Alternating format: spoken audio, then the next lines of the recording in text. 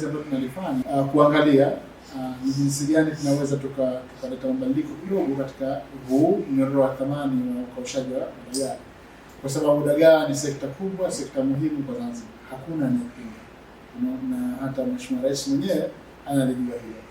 Kwa hiyo ndio maana anaelekeza nguvu nyingi, vile vile anatuongoza kuelekeza nguvu katika mambo haya ili kusaidia sekta iende vizuri.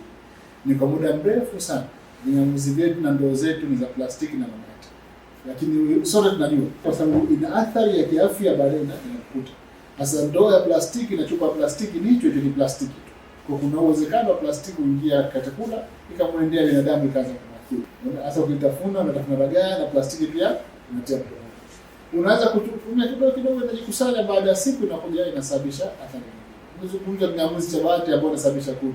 Kwa hiyo maisha ya uvumbuzi ndio yako hivyo, na siku zote uvumbuzi mzuri ni ule ambao unaweza kuvumbua kitu ambacho ndani ya jamii yale material yanapatikana. Kwa hiyo inapunguza hata gharama nyingine. Kwa mfano kama plastic ndoo inachukua muda sio ya mwezi mmoja shaharibika, kama hii inaweza kukaa muda mwaka mmoja, maana kisha save kitu kikubwa sana hapo. Kwa ile fedha na kwa kidogo na inakuwa safe. Kwa hiyo watu tuna hili na tunashukuru, tunasema tufanye pilot kwanza.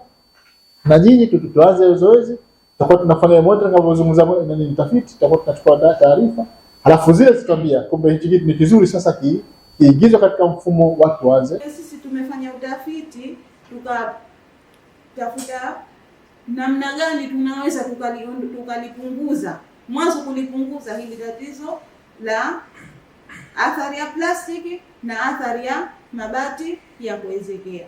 Ndio hapo tulipokuja na idea kwamba je, tukitumia aluminium itakuwaje? Tulifanya kwa hatua mbili. Hatua ya mwanzo tulichukua aluminium material tukaenda tukapeleka TBS. Aina mbili, zile za matundu zile na zile za plain za kawaida kama hizo hapo. Tukaenda tukapeleka TBS, tukawaambia tunataka kutumia vifaa material hii kwa ajili ya kutengenezea vifaa ambavyo vitatumika kwa ajili ya kuchemshia dagaa. Kwa hiyo tulikuwa tunataka tuangalie ubora wake, uzima wake, na je, athari yake itakuwaje? Kwa hiyo wakatuletea majibu, wakatuambia kwamba kwa kazi mliokuwa mnaitegemea kuifanya kwa ajili ya hizi material haina tatizo. Lakini sasa inabidi lazima mchukue muda kwa ajili ya kurekodi matokeo ambayo yanatokezea wakati zinapoanza kutumika.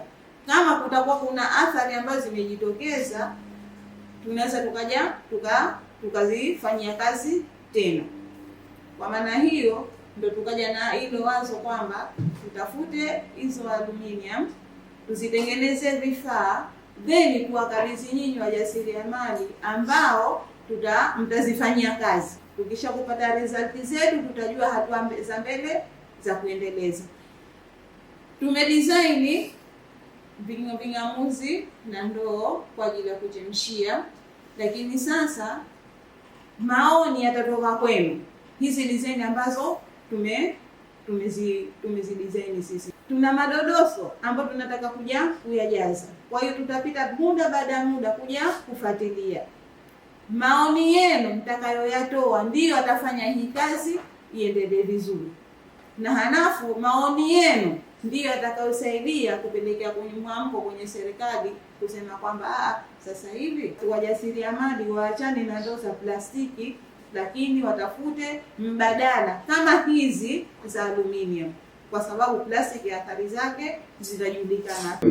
Siku nyingi tunatumia hizi plastiki, na ukiacha serikali, sababu dagaa yetu sisi kuna tofauti wageni wanakuja hususan soko letu la Ngalawa, lakini wanapokuja mara moja aliyokuja akakataza akasema hizi sasa kutumia hizi plastiki.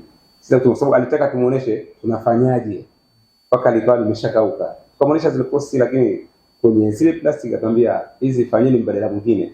Kwa hiyo tunashukuru kwanza kuliona hili jambo na likafanywa mbadala. Asante, Allah kulipeni kila la kheri.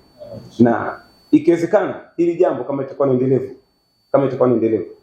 kwa ni jambo moja ambalo mmeanzisha jambo lililokuwa zuri na ujira kwa Allah.